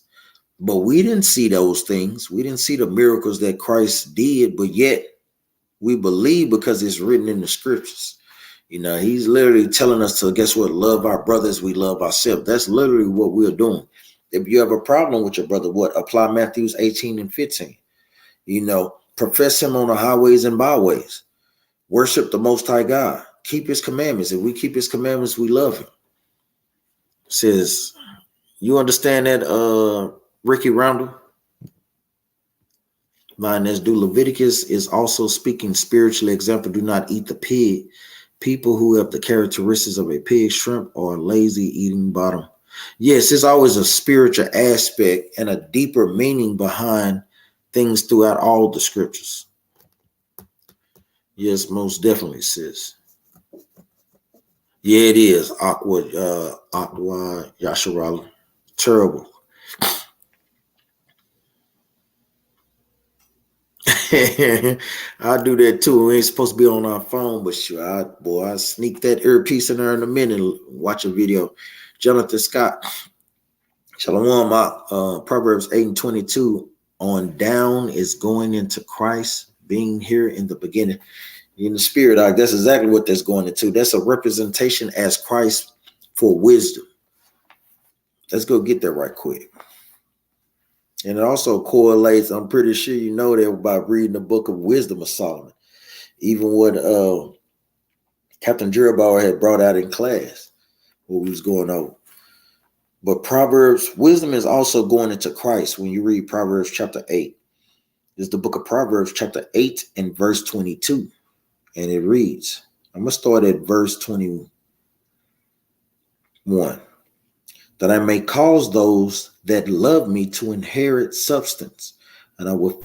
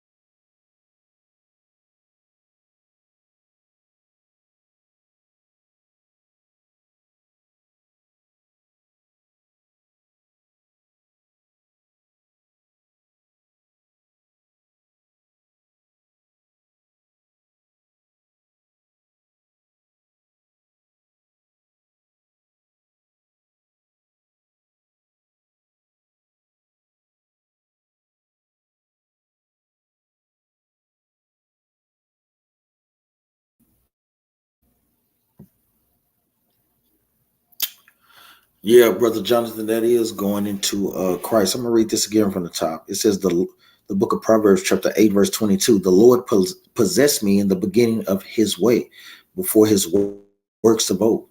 I was set up from everlasting, from the beginning or ever the earth.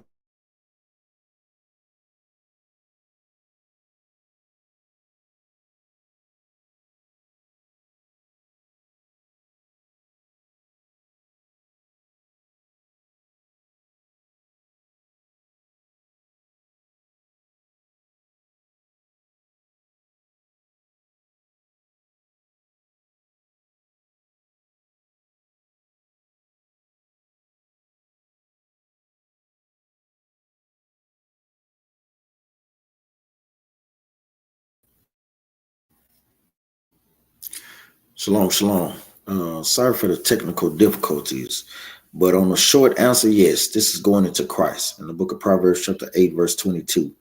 I read it again. It says, I was set up from everlasting, from the beginning or ever the earth was. When there were no depths, I was brought forth. When there were no fountains abounding with water, before the mountains were settled, before the hills was I brought forth. So we know that Christ is the only begotten of the Father, meaning the first creation that he ever created. It says, while as yet he had not made the earth, nor the fields, nor the highest part of the dust of the world. When he prepared the heavens, I was there. When he set a compass upon the face of the deep, when he established the clouds above, when he strengthened the fountains of the deep. So the Most High God is letting us know that, guess what? Christ was here before all these things. Christ is letting us know these things as well. It says, when he gave, verse 29, when he gave to the sea his decree, that the water should not pass his commandment, when he appointed the foundations of the earth, then was I by him, as one brought up with him, and I was daily his delight, rejoicing always before him, rejoicing in the hospitable part of his earth, and my delight were with the sons of men. Now therefore hearken unto me, O ye children, for blessed are they that keep my ways. So yes, there's most definitely going into Christ. Yeah, many precepts. Sirach chapter 24, Isaiah chapter 40, verse 22. You have many precepts showing you that, guess what? Christ is that wisdom.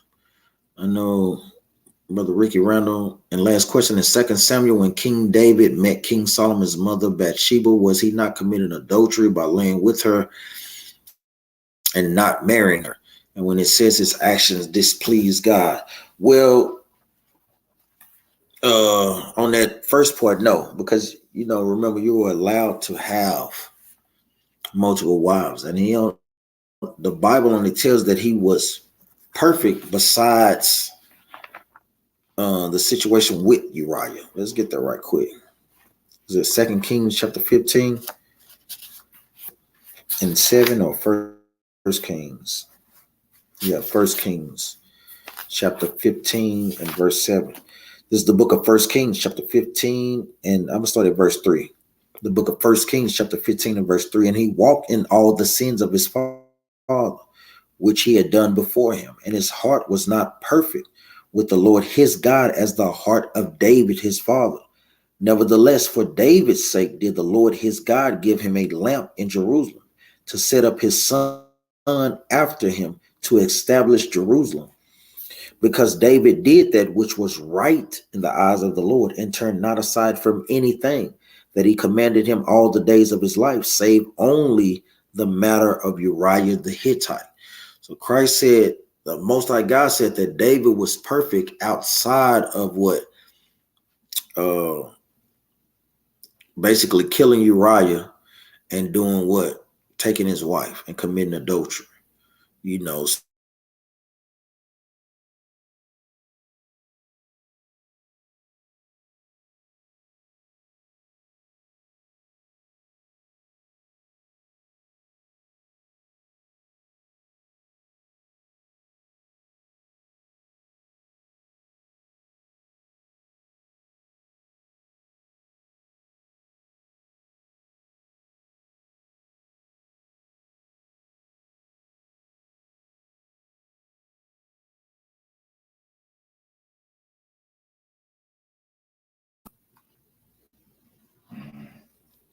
Shalom, family. But yeah, it doesn't say that he was perfect outside of the situation between Uriah and let me see, and him taking his wife, basically. So what was your other question, Ricky Randall? Was it everything he did, or just sending her husband Uriah to displease God? Yeah, it was just it was that, and basically them committing adultery. Because remember, she was liable in that fault too. So that's why the Most High God basically judged them by doing what? Killing their first child. And that's basically why you ultimately had the split of the kingdom, that his family was going to see judgment, that his son raped one of his daughters. So the Most High God was really judging David. He judged David. Let me see.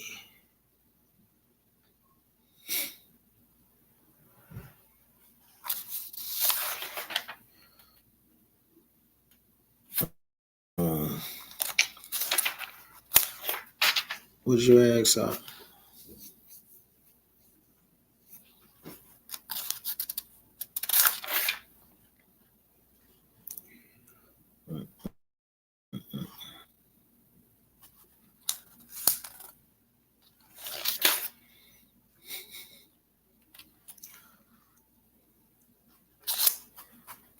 You understand that, brother Ricky Randall?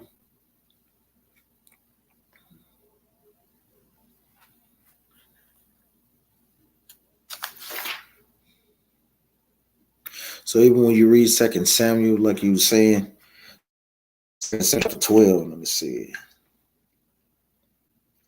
I'm gonna read this. So she is his wife, Ricky Randall. Like I said, this is another precept to prove that this is the book of 2 Samuel, chapter 12 and verse 24. And David comforted Bathsheba, his wife, and went in unto her and lay with her. And she bare a son, and he called his name Solomon. And the Lord loved him. So yes, she was his wife.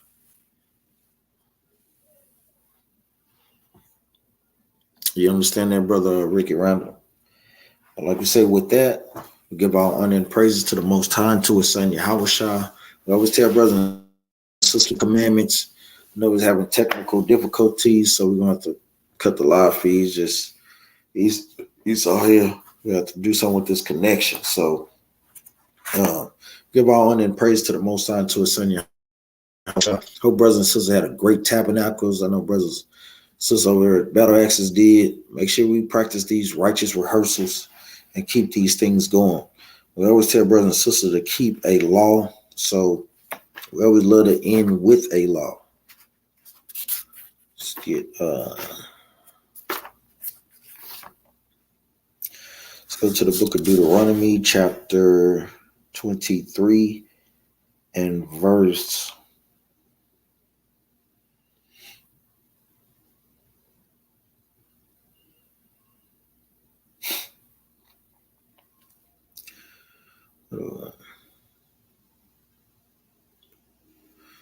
19. He said, what up?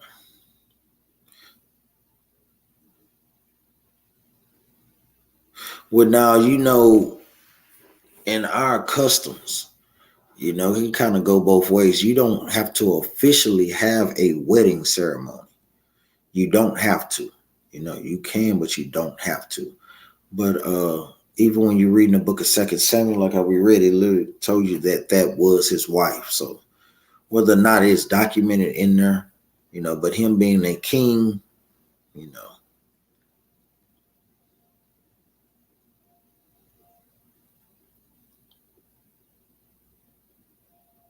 Yeah, you sure you understand? Don't. If you don't, just let us know. That's what we're here for. Shalom, shalom, brother Daniel, house of brother Daniel. Glad y'all made it home safe.